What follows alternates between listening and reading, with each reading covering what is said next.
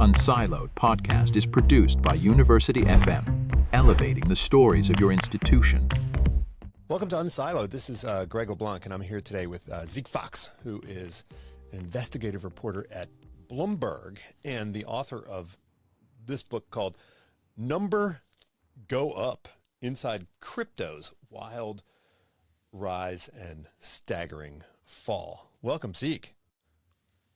Thanks, Greg. Great to be here. Well, I've been teaching a course on behavioral finance for over 20 years. So I spent a lot of time talking about bubbles, starting with the tulip bubble, of course, and working my way through to the bicycle bubble and the dot-com bubble. And you said, I think in the beginning of this book, that this is probably the biggest bubble in history, or the biggest mania in history. And I remember when I started teaching a course on crypto back in 2017 at Berkeley, the amount of enthusiasm and hype around crypto was just off the charts. I mean, every single student, we had probably, 30 students applying for every slot in that class. So there was an enormous amount of excitement, but I think they were a little bit disappointed when in the class, I spent a lot of time trying to show that while everyone thinks that things are completely new, right? It's not always all that new. And I think your book really highlights that because you have a background in investigating frauds.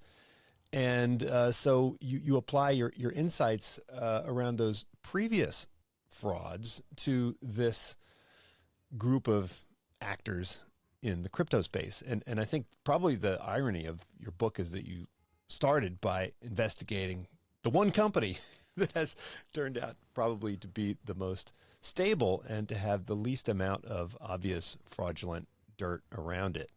So there's a lot. I find this to be fascinating. And I guess the question is, if you were trying to understand this phenomenon over the last couple of years, would you spend more time learning the tech, the business, the law, or the psychology? Ooh, it's a good question. I think that the tech can be a little bit of a red herring because the blockchain technology is pretty fascinating and you can come up with all sorts of cool stuff that one might be able to do with it. And what I did in I was trying to answer the question, why are all of these coins going up and up and up? If we roll it back like a couple years to 2021, it just seemed like everybody I knew was telling me they'd invested in some coin and were making great money. I mean, I knew a guy who'd refinanced his mortgage and was earning these big returns from DeFi. And I had a friend who was really into Dogecoin and was pushing it on me. And I wanted to know what was behind all of this. And I think that, the technology was not the way to answer it. I try in the book to explain as little as is necessary about how blockchain works and what Bitcoin is. Because I think, the key to it is psychology. And the title, Number Go Up, comes from this saying that I've heard at my first crypto conference in 2021. I flew down to Miami and I thought that I thought I would hear more about technology. I thought I'd see bankers or fintech entrepreneurs who had ideas about how they're going to disrupt the financial system with this new technology and replace intermediaries, make global transfers faster and cheaper. And instead, I heard this guy on stage saying, our technology is called Number Go Up. And number go up technology means the price goes up and that makes people excited and they buy more and the price goes up more and then more people get excited and pretty soon, Bitcoin's going to be at 1 million. And I couldn't believe it. I was like, is that what it's really all about? And I went into this as a skeptic of crypto, but I think I'm not a conspiracy theorist. I'm not someone who assumes the worst. And so everyone I met, I would kind of think, well, they seem pretty smart. What do I know? They must have something going on that's not just betting on all the numbers going up forever. And then again and again, I learned that no, in fact, they were just betting on the numbers going up and more people piling in. And yeah, the people in crypto who during this last boom were hailed as geniuses and visionaries, the people who claim to have these great trading strategies or these amazing ways to generate yield or these trading venues, these exchanges that clipped profits easily. It turned out nearly all of them had given into the temptation to just bet on prices going to the moon. And yeah, it turns out this number go up technology is pretty powerful. Yeah. Well, as long as it lasts, well, when people are making investments, right? I mean, everyone knows that the price of an asset is in part due to fundamentals and is in part due to kind of psychology, right? And when we look at these big bubbles, whether it's the .com bubble or the real estate bubble or even the tulip bubble, right? I mean, most of them, there is something there, okay? So, back in the late 90s, people could see, wow, look, I can buy stuff on Amazon that I couldn't do before, right? And when we think about the real estate bubble, it's like, well, oh, look, I can, buy real estate. There's housing there. I mean, the ratio of fundamental value to psychology seems to be lower in this bubble than pretty much any previous bubble. I mean, it seems to be almost entirely built around momentum and psychology, right? I mean, can you compare it to these other bubbles? Yeah, sometimes it's very explicit. Like something like Dogecoin, no claims are made that Dogecoin will ever do anything. It's just like, this is a pretty fun bubble. How about we all buy it and see how big it gets? And hopefully I can be the one to get out before it pops. And I agree with you. I would meet with a lot of crypto people, and when I would point out some of the shortcomings, they often would compare it to the early days of the consumer internet and the .com bubble. And a lot of these people are younger than me. I'm 39. I would say, you know what? I'm actually old enough that I remember those years. And I loved eBay. I loved GeoCities. I was all over the early internet. It was great. And so were all my friends. Everyone liked using the early internet. And not just for solely, I mean, in crypto, the crypto guys, they do use crypto, but only to buy it. It's not serving any purpose other than just buying it, trading it, sort of doing things within this crypto world. Whereas with the internet, it was clearly, it was a lot of fun, and it was affecting a lot of parts of real life. So yes, like that, the prices in the internet bubble got way ahead of what could be justified by how much money these companies were making.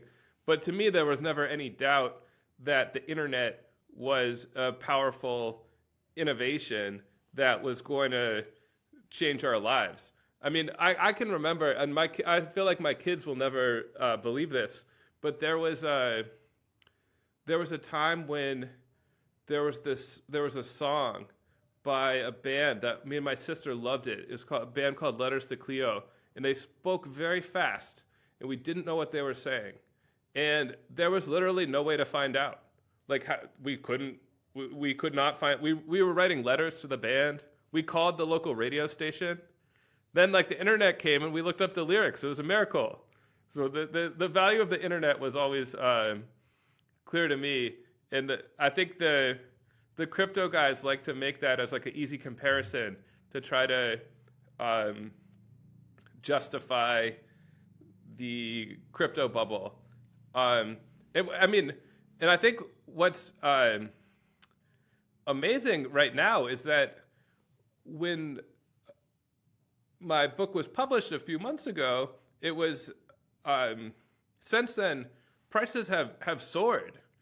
Prices of all sorts of cryptocurrencies are way up, and there's really no fundamental explanation for it. The technology hasn't really improved. There's no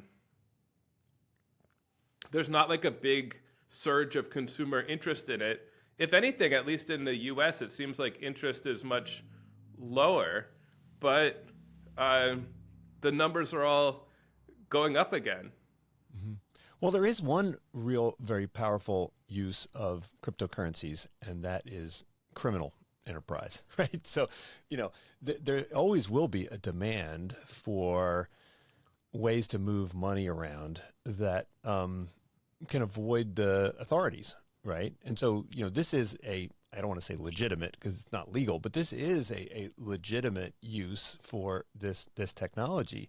And a lot of the research you did took you down some pretty dark paths, right, involving criminal enterprise. In particular, you were focused on, right, these, I guess they're honeypots or kind of pig slaughtering, right? That term, I'd seen that term before, yeah.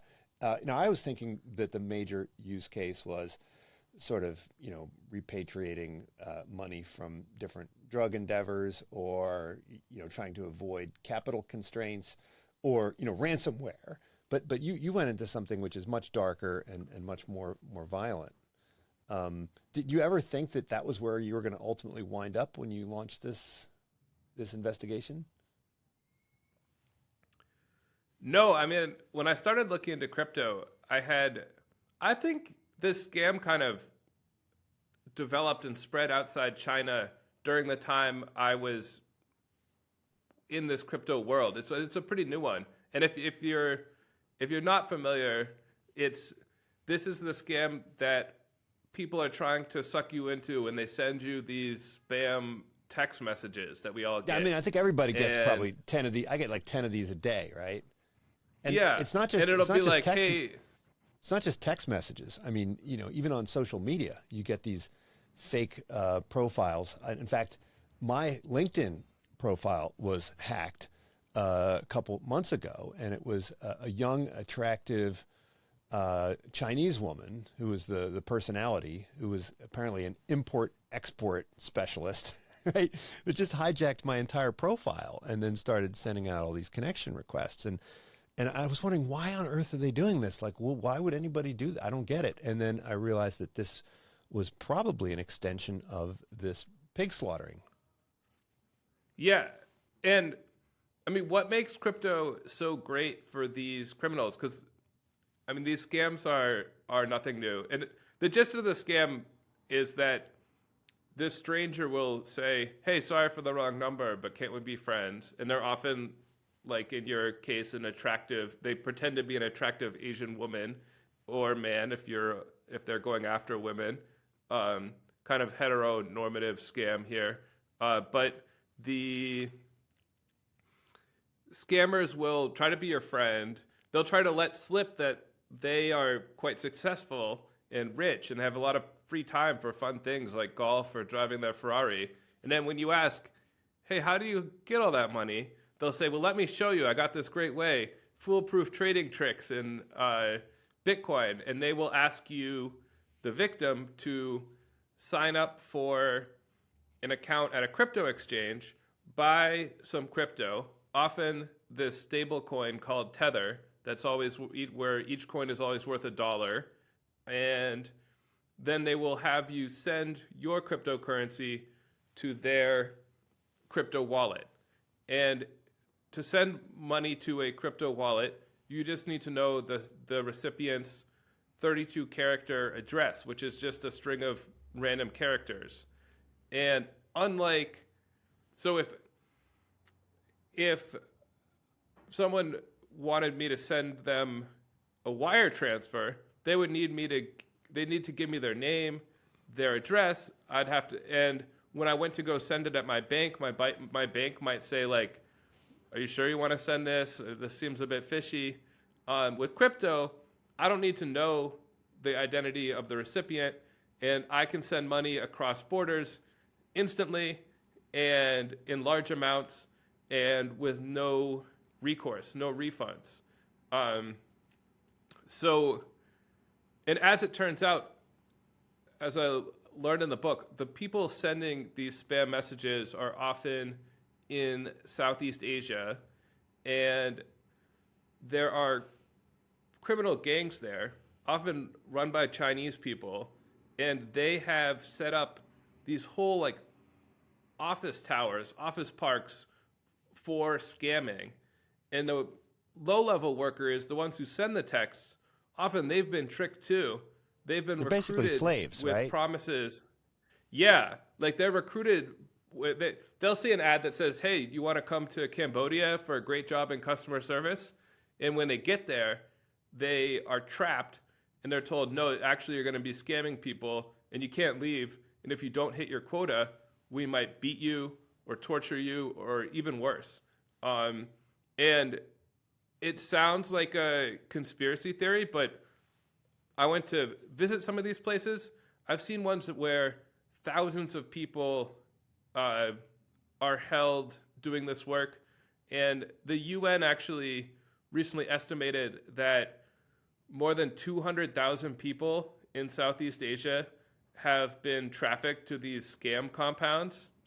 And I make the argument that, so these scam compounds are generating billions of dollars, and I don't think that this kind of scamming on this scale across borders would be possible without cryptocurrency facilitating the payments.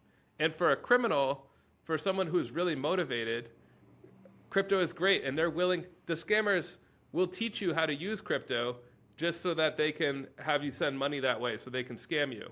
But for a regular person trying to complete a normal transaction, the existing methods are much more convenient. I mean, in the book, I did a lot of travel around the world researching the book. I went to I don't know, maybe 8 or 10 countries.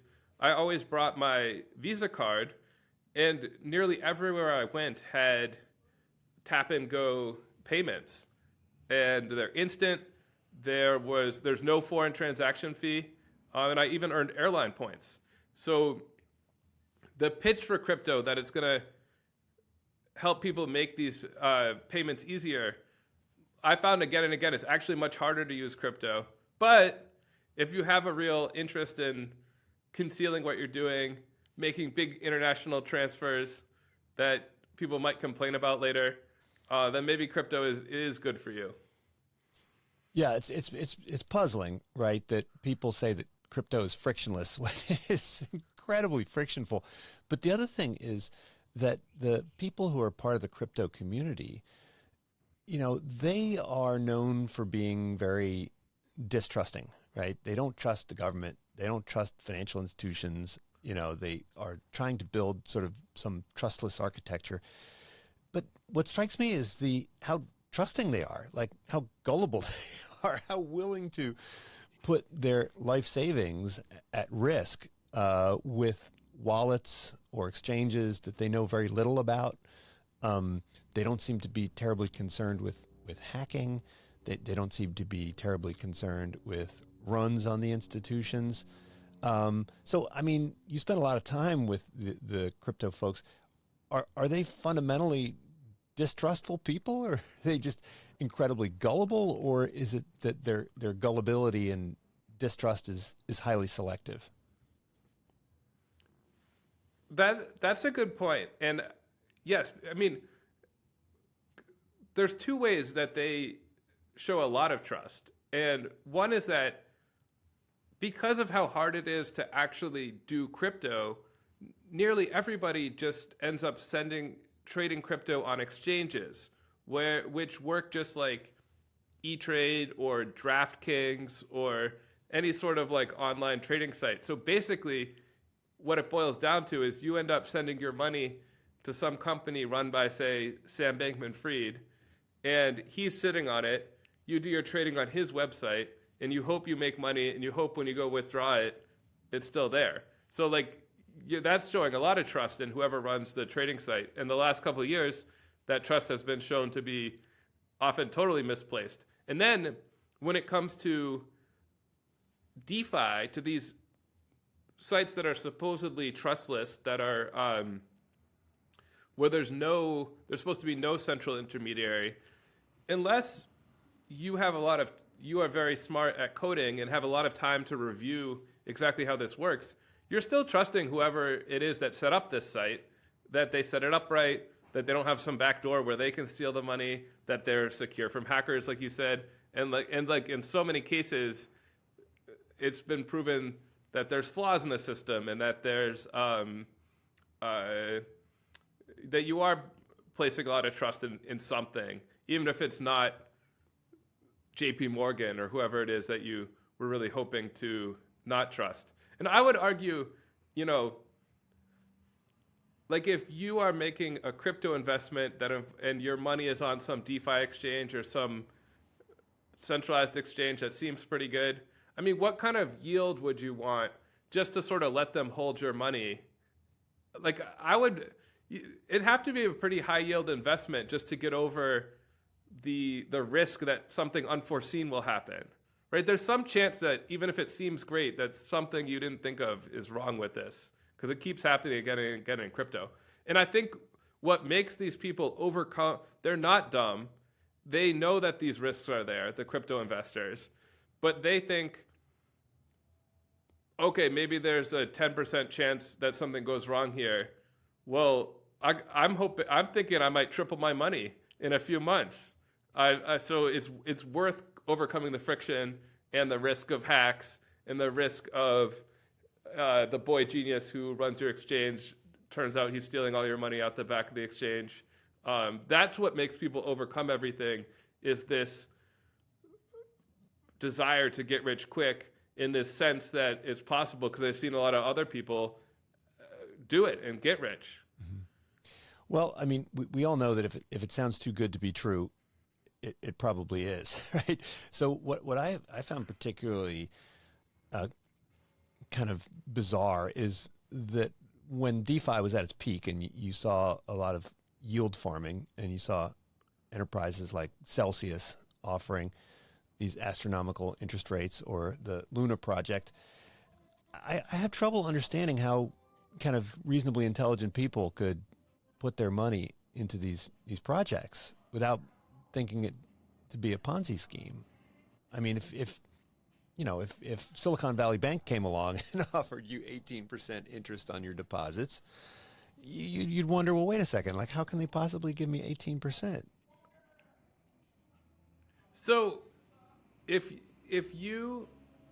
think with Celsius, Celsius, for example, if you're not familiar, they were kind of quasi-bank run by this charismatic and very untrustworthy seeming pitchman, Alex Mashinsky. And their slogan was unbank yourself. And if you sent Celsius your crypto, they would pay yields from like 5 to 18%. So Celsius's argument, if it made any sense, and this argument was not true, but it was at least mildly plausible, was that the crypto industry was kind of capital constrained, and there were funds that were doing low risk arbitrage, but were willing to borrow at relatively high rates just because they couldn't find other places to borrow.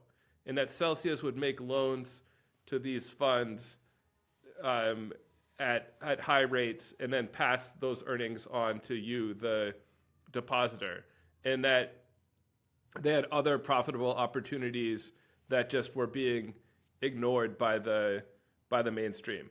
And as it turned out, what really happened when all of this crypto boom came unraveled, one of the big catalysts for that was the best regarded hedge fund was called Three Arrows Capital.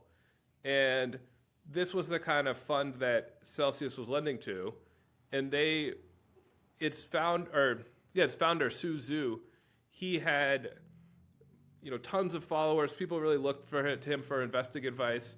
And it turned out that this fund had just been borrowing from anyone who, it was true, the fund was borrowing money from Celsius and other people like it and paying relatively high interest rates, but it was just dumping all the money into crypto and hoping that the numbers would go up and up and up.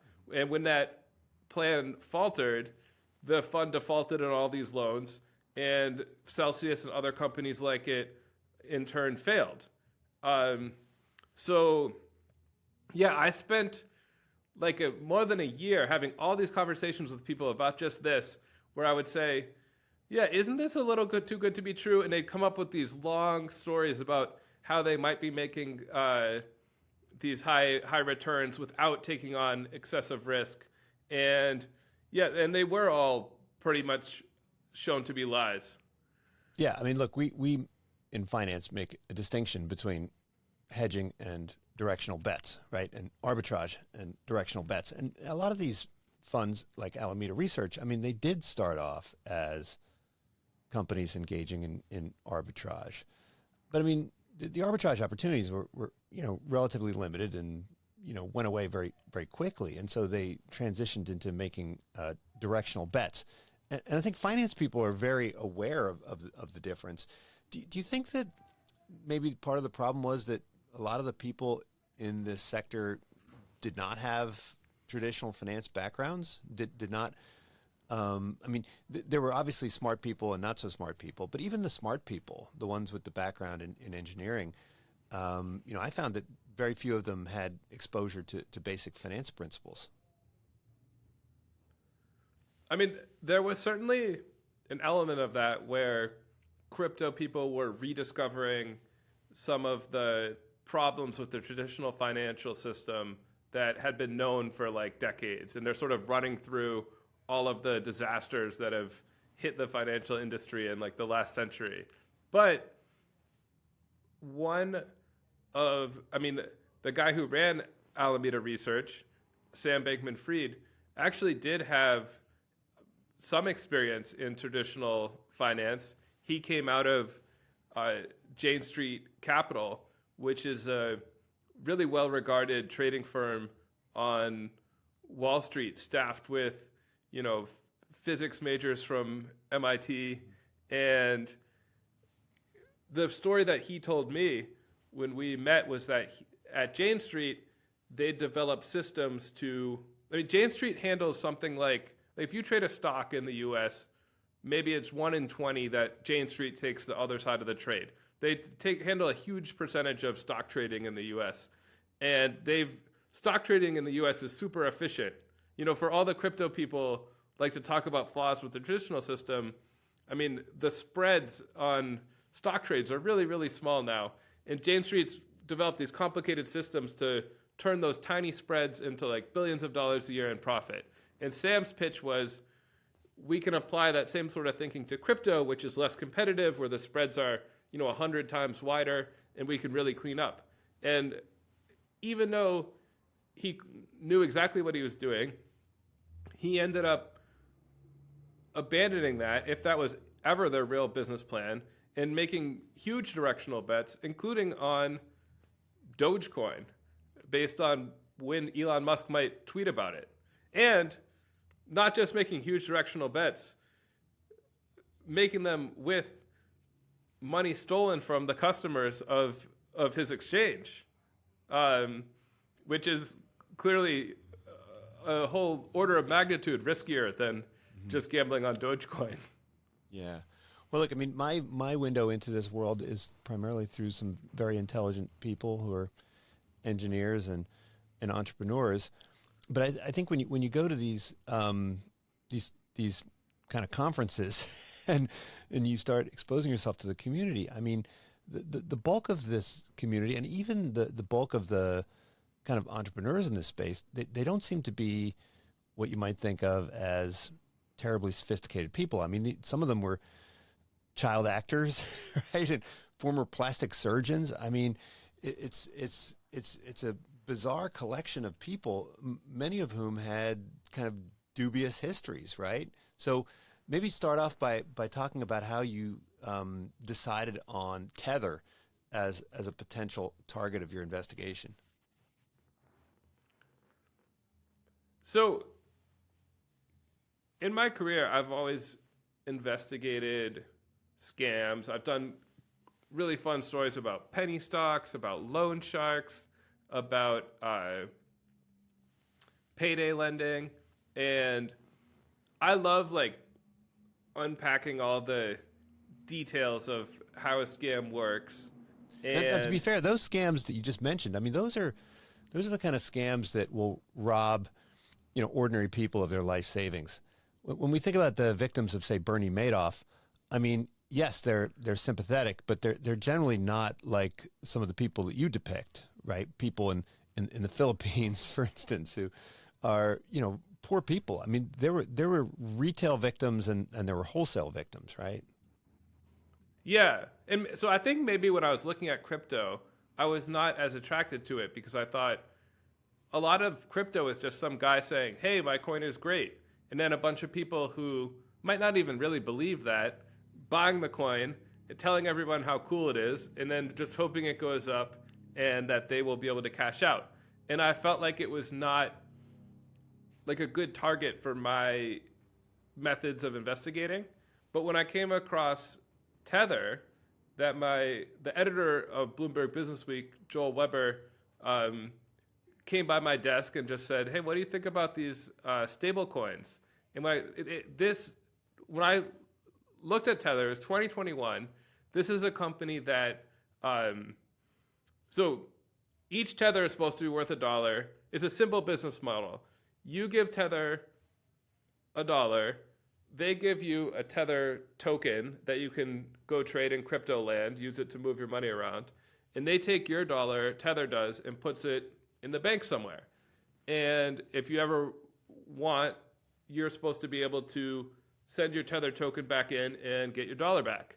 And when I started, I love this business model. I so, wish I had a business like this. I mean, it is even better than the old 363, model that the commercial bankers had here in the U.S. It's amazing. right. It's great. Well, now it's looking, because Tether pays no interest, so now it's looking like a great business model. Because Tether, when I looked into it at first, Tether they'd issued 50 billion tokens, and that meant they were supposed to have $50 billion in the bank somewhere. And back then, when the you bank went paid and Googled zero interest, Tether, right? right. So it's not quite as good a business model at that time.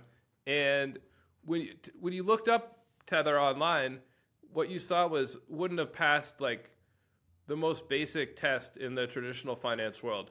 The CEO was never at any had never given an interview or given a speech. He'd been seen so little that some people speculated he did not in fact exist. It was hard to say where Tether was. They had said in some context that they were registered in the British Virgin Islands, but when I asked the island's financial regulator if they oversaw Tether, the guy was like, no. And when you looked at how Tether was created, it appeared to be the brainchild of Brock Pierce, a former child actor who you can see in the Disney movie, The Mighty Ducks. He's not one of the main Mighty Ducks. He plays the coach in the flashback at the beginning. He misses a penalty shot that haunts Gordon Bombay throughout his life. And Brock Pierce, he'd made a lot of money on virtual items in massively multiplayer online role-playing games like World of Warcraft or EverQuest. And he'd become sort of this crypto venture capitalist. And it appeared he'd been key to starting this company Tether. So I eventually caught up with him on his yacht off the coast of Nassau in the Bahamas, where I had a very funny conversation with him.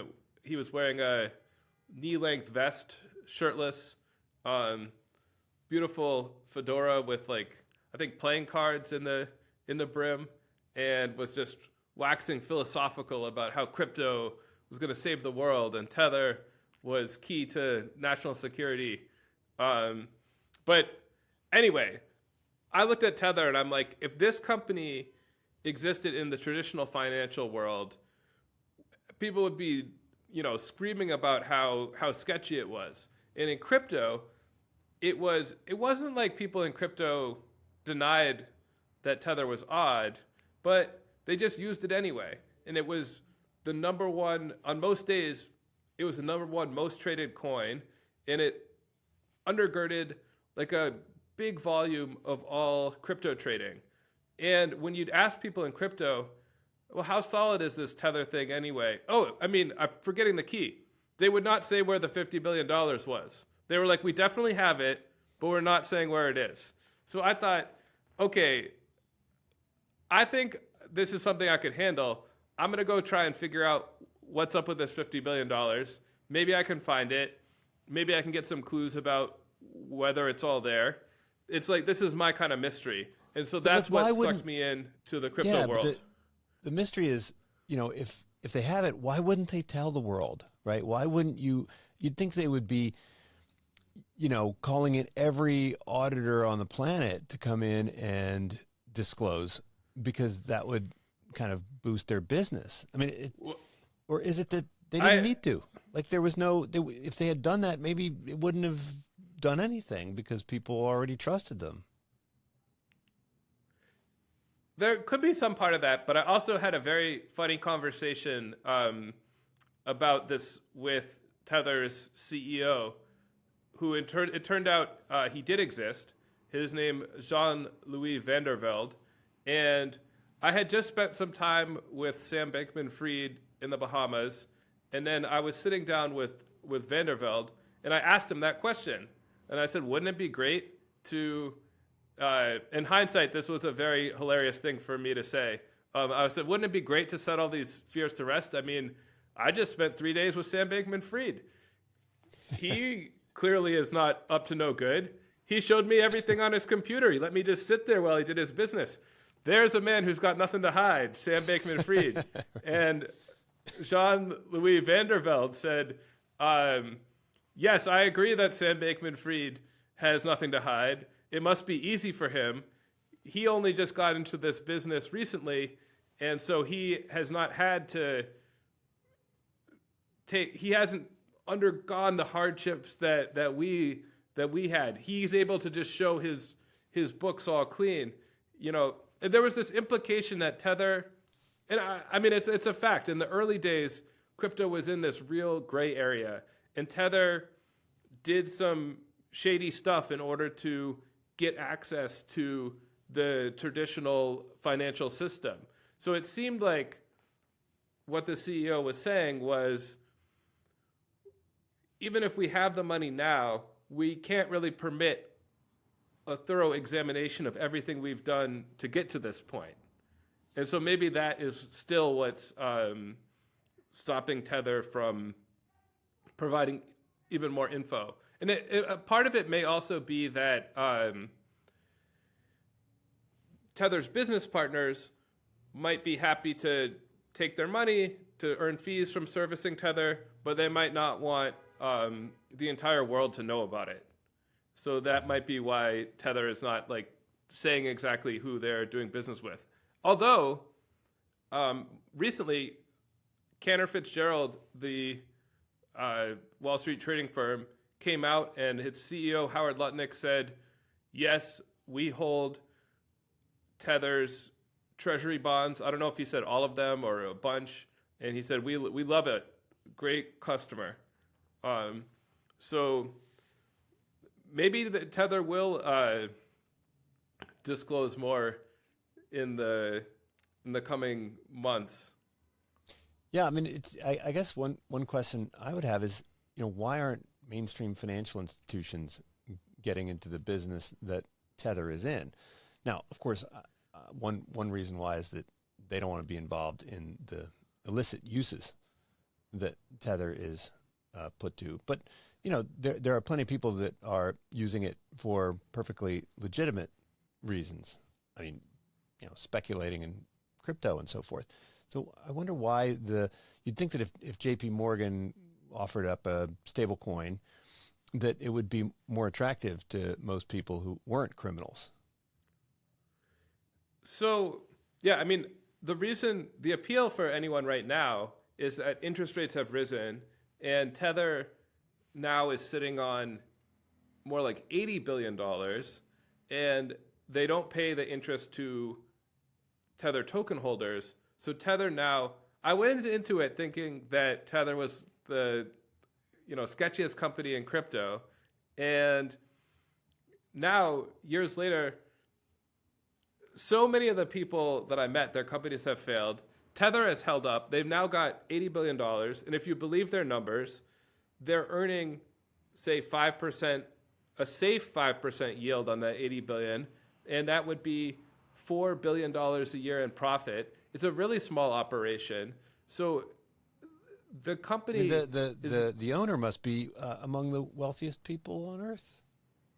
I mean, there's some pretty wealthy people out there, but he's definitely a billionaire, and Tether is more profitable than Nike. This like crypto company that's still kind of unknown to most people is just making tons of money. So of course, yes, why wouldn't Wall Street get involved? And people definitely are. Like a lot of people in the crypto world are trying to start their own stable coins because they can see that this is easy money for Tether. And it's kind of weird. There's another stable coin called USDC that's run by Circle, which is like an American company. There's more information available about their holdings. It doesn't have the same track record of sketchiness. There's more reason it certainly seems more trustworthy, but Circle does not, USDC is still not nearly as popular as Tether. And it's kind of hard to say why. I think a lot of it is just that you want to use the same currency as everyone else. Yeah. And in certain parts of the world, Tether has become kind of like the standard. And if you used a different coin, the people that you transact with wouldn't like it. And so I think if JP Morgan started JP Morgan coin, starting from scratch, you'd have an even bigger problem of just who else wants to use this coin. And there's also stable coins have this kind of, they are treated differently than other kind of money transmission businesses. And I don't know if that's going to be true for the long haul, if regulators will stick with this, but basically, like I can open a PayPal account and I send money to PayPal, and now I have sort of like PayPal dollars that I can zap to your PayPal account. And I mean, that's not so different from a stable coin. However, PayPal wants to know who I am. They follow all the banking rules and regulations about knowing your customer. They want to know who you are. You can't hold PayPal dollars without disclosing your identity. However, if I have a crypto wallet on my phone, like MetaMask or any of the tons of other options, I can hold tethers on my phone and send them to your phone without disclosing any identifying information. And it seems like it's a very similar transaction that's treated very differently by regulators right now. And I wonder if that will continue. Yeah. Especially if I know a lot stable of coins people keep growing. A lot of people think that their activity on blockchain can't be tracked, but you dig into one investigation and how they were able to track down the crypto that was stolen from Bitfinex. And these were some kind of interesting characters. You've got this YouTube rapper and her husband, and they had, I think, was it $4.5 billion worth of crypto that they were just sitting on? Yeah, it might have topped 5 billion at the peak, but they've now pleaded guilty and are awaiting sentencing, I believe. And so their young couple lived in New York's financial district, and Bitfinex is an exchange owned by the Tether people. It's a same ownership. So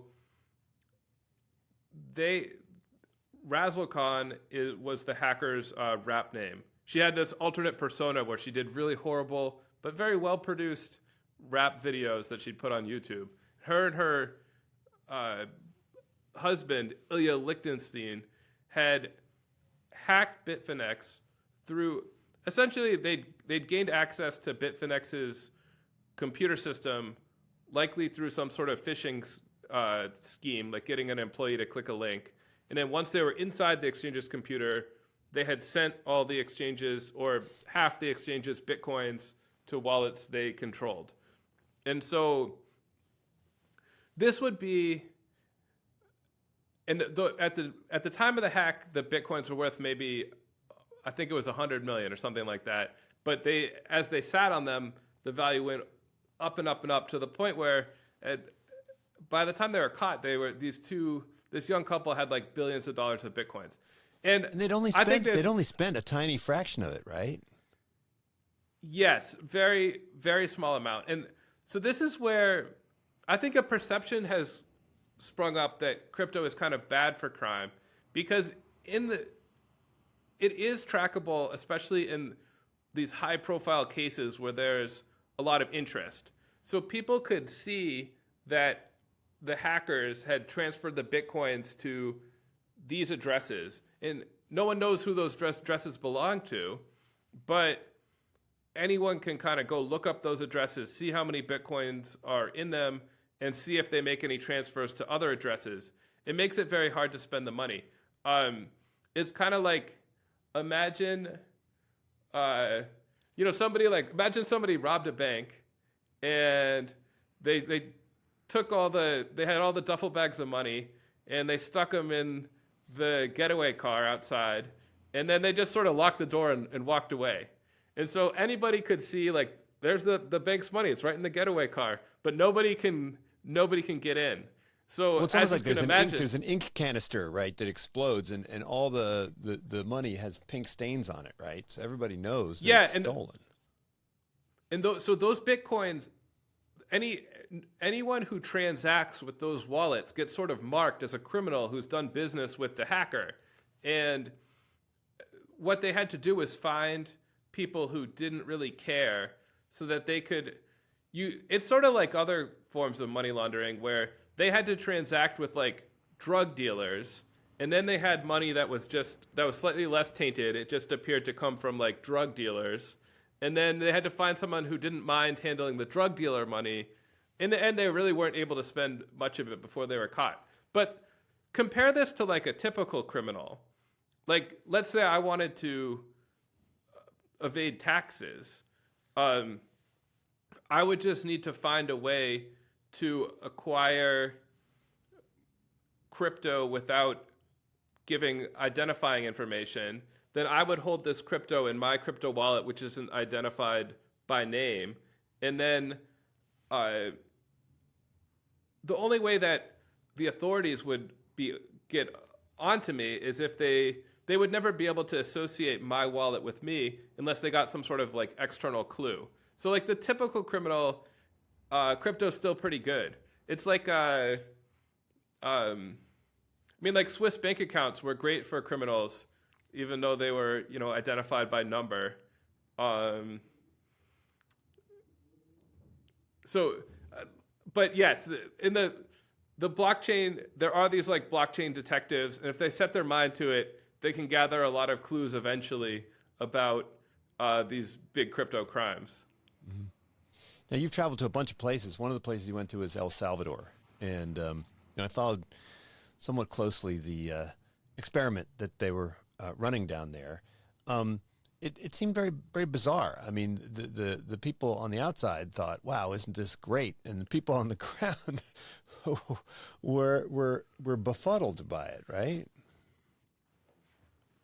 Yes, I mean, count me among the befuddled, especially at first. I was there. It was at my first crypto conference, Bitcoin Miami 2021, that this experiment was announced, and there was this crypto bro on stage, and he's telling this story about like going surfing in El Salvador, and he's cursing, and he's wearing a hoodie, and then suddenly a video appears of the president of El Salvador, and he's saying like, "Hello, Bitcoin conference.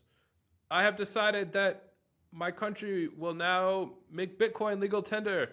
And then the crypto bro giving the presentation was so excited that he started crying. He's talking about how this is going to end poverty in El Salvador and how it's going to spread to other countries.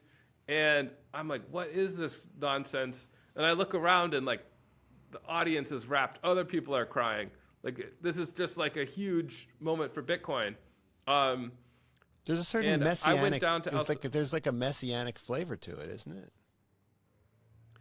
Yes, there's this belief that like Bitcoin, I mean, it's become sort of a joke where people say like Bitcoin fixes this, but the Bitcoin to everything. But the Bitcoin people really believe that. They just love Bitcoin and they think that it's the cure for all the world's ills. And it's the same kind of stuff that gold bugs think, but it's just been transferred to this new hard currency. But yeah, this El Salvador, it was a good experiment because the population was very strongly encouraged to use Bitcoin. Everyone in the country was given, if you downloaded the national Bitcoin app, they'd give you $30 worth of Bitcoin, which goes a long way there. So a lot of people did download the app, and a lot of them, most of them just cashed in their $30 and called it a day.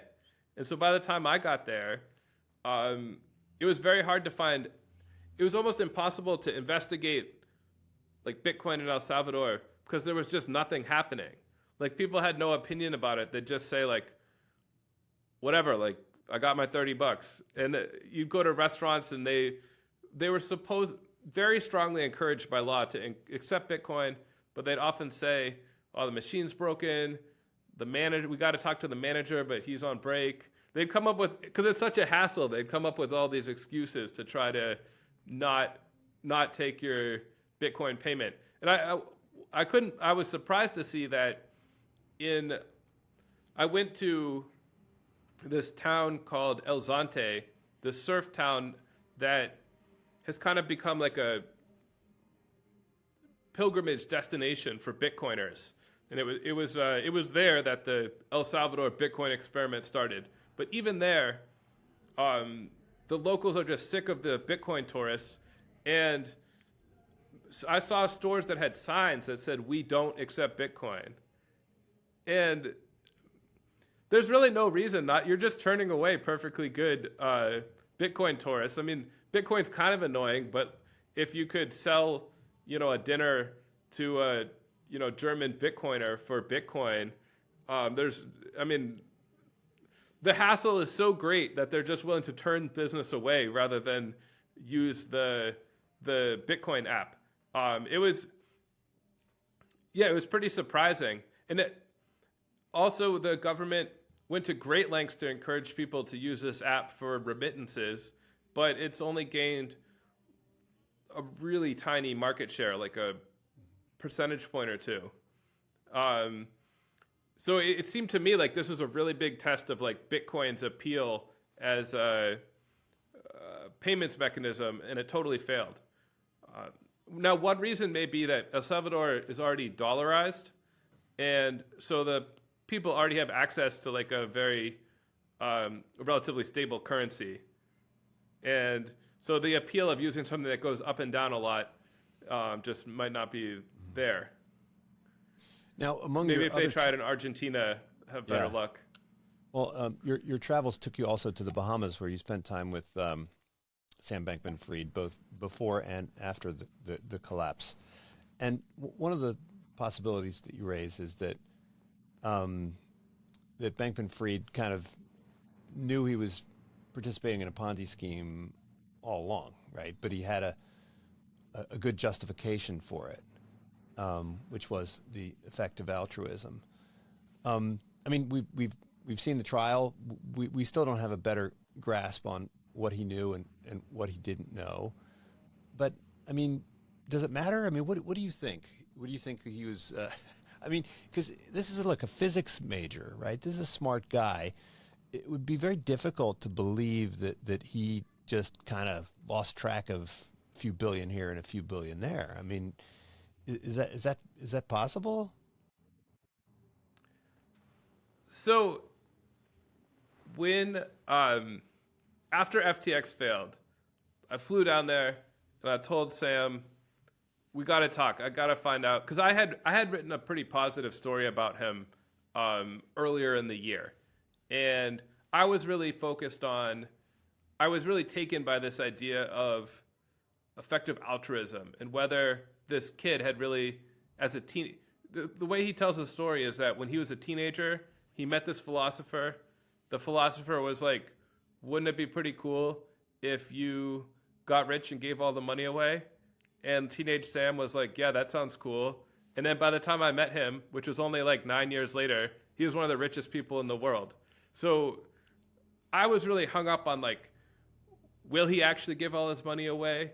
And look, I mean, there is a certain logic to it, right? I mean, if you even if you were stealing the money, right, you could make a pretty good utilitarian case for taking money from crypto bros and giving it to, people who have malaria, right? I mean, that you could tell a good story there if that were the case. Yes. And so like what I thought was that he was running this crypto exchange that was where people would trade all these coins, most of which were pretty stupid and would probably, some of them scams, that a lot of the traders would lose their money, and that he would just earn a steady stream of fees from these trades, and that he was running like an honest exchange, and that it was like a very mild Robin Hood scenario where he's like running this gambling establishment and giving it to worthy causes. It's honest, like as it Purdue turned out, Pharma is honest, right?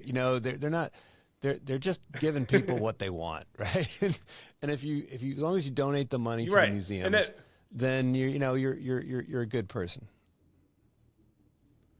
Right, but as it turned out that it was they were stealing all the money that people sent to their crypto casino and taking it to other crypto casinos and gambling it.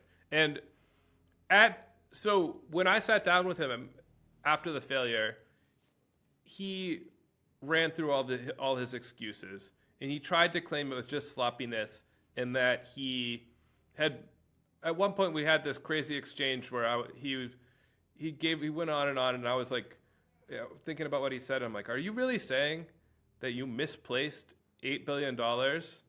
And he said, misaccounted, with like this kind of smile, like that was a great explanation that was really going to play well. And so, but what he did say to me during that conversation, so he had Alameda, his hedge fund, and then he had FTX, the exchange. And at the center of the fraud was that Alameda did not follow the same rules as other traders on the exchange. Everybody on the exchange could take out loans, but Alameda was the only one that could take out unlimited loans. And so when I was talking with Sam, I said, did Alameda really follow all the same rules as everyone else? Like, I don't think what happened would be possible unless Alameda was able to break the rules. And he said to me, there was more leeway. And at the trial, this came up, and he testified in his own defense, and he gave a lot of the same excuses that I had heard when I was in the Bahamas.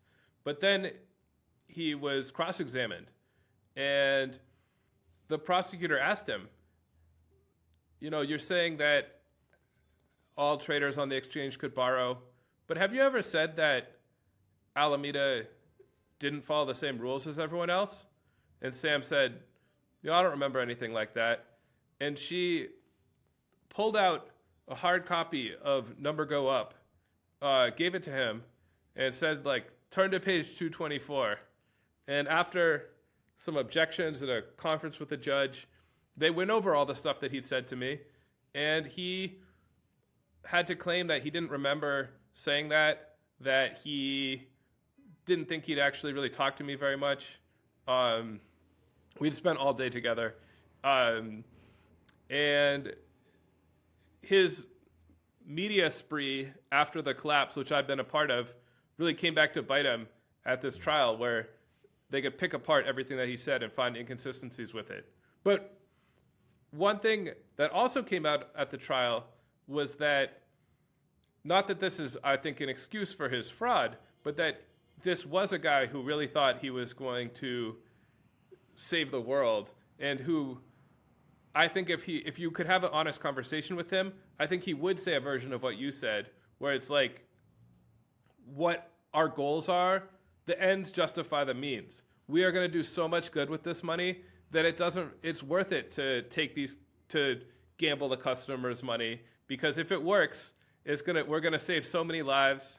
And, I will say that, if in a couple of years, one of his causes was AI research. He was going to give lots of this money to research AI safety. And if in a couple of years we're facing a Terminator scenario, we might say, hey, and we don't have good defenses against it. We might say, wouldn't it have been nice if we had let Sam Bankman Fried's fraud go on a little bit longer? Maybe he would have invented the good robots that could save us by now. Well, last question. As an investigative reporter, you have a lot of different methods that you use. But, there are also some unusual things that you did, which made you a participant and not just an observer. You bought an NFT so that you could kind of go to the NFT convention. You actually sent some money to one of these pig slaughterers to see what would happen. Do you think that is there a boundary that you crossed there? How conventional is it for someone in your position to participate? Is there a danger that you would kind of start to identify more with the people you're investigating? Is that a danger, or is that actually is that a feature? In my day-to-day job, we don't make investments in companies or cryptocurrencies that we cover because of that danger. We are worried that, if I had a lot of stock in Uber, that might make me hesitant to write a negative story about them, or maybe I'd want to write nice stories about them to try and pump the stock. In this case, so I bought this Mutant Ape NFT in order to attend a week-long Ape Fest featuring Snoop Dogg and Eminem, and it was not permitted to enter Ape Fest unless you were an ape holder. So I might compare this to buying a very expensive ticket to a conference. In this case, the ticket cost $20,000. Now, wait, if you'd gone to your bosses at Bloomberg and asked for a reimbursement, I'm guessing they would have said no. There would have had to be way too many meetings about this. By the time the meetings were finished, Ape Fest would have come and gone. Even though I think the ethics of it are fine and they might have eventually gotten on board, I think it would have been very difficult to convince them to let me expense a $20,000 NFT. And luckily with the book, I had an advance and I did have that money, and my wife, Nicole, was cool with it and realized that this was crucial for the book, that I buy Dr. Scum, my mutant ape, and that, the readers of the book, they'd want to see what really happened inside Ape Fest, that I'd be cheating them if I didn't go check it out. And I actually found it, the process, the crypto guys would say, if you don't participate in crypto, that is a form of bias. You are totally locked up in the old system and you are not giving crypto a chance. And that, I thought, you know what? I do want to give it a try. And I did find it very educational. Like I thought I kind of knew how crypto worked, but the process of, in order to buy an NFT, like this ugly cartoon of an ape, you need to leave the easy to use, safe confines of like Coinbase or Robinhood or these, consumer facing apps. And you have to use a real DeFi wallet such as MetaMask. And I learned, that what I just said, that sounds very official and sounds, very high tech. And what I learned was that effectively what it was is that I would be transferring my money to a browser extension that I can still see it here in my web browser. It lives right next to the AdBlock extension. It's a little picture of a fox head, and that my $20,000 would live inside the fox head, and that, if I clicked the wrong button or if I updated my browser, would my $20,000 disappear? Probably not. I know that's not how it works, but there's a chance. So I found it. It doesn't disappear if you update your browser, but I found the whole thing terrifying. I was just bring me back to my bank with a customer service line and someone to call if I have a fraudulent charge. And because I did not think I was about to get rich quick, I just found all the friction involved to be very annoying and scary. And for the few days that I held my NFT, I just would wake up each morning and think, oh God, is this going to be the day that I lose $20,000? Please don't let that happen. And I was always tempted to check NFT prices, but I'd also been warned that if I clicked on some sort of hacked link, my wallet could easily be drained. Mm-hmm. So I had to weigh my compulsion to check the price with the risk that I took each time I checked the price that I'd click some sort of silly link and lose my ape. And the whole process was just so much worse than I expected, even though my expectations were pretty low. And so I did feel like I learned a lot from that, moment of participation in the crypto world. Well, they say journalism is an early draft of history. And so I think the historians are going to look back on this moment and they'll be looking for some source material. And I think Number Go Up will be definitely part of that source material. So thanks so much, Zeke, for joining me. It is called Number Go Up, Inside Crypto's Wild Rise and Staggering Fall. It's a thriller. It's a great book of journalism and economic history. Thanks so much for joining me. Thanks, Greg. unSILOed podcast is produced by University FM, elevating the stories of your institution.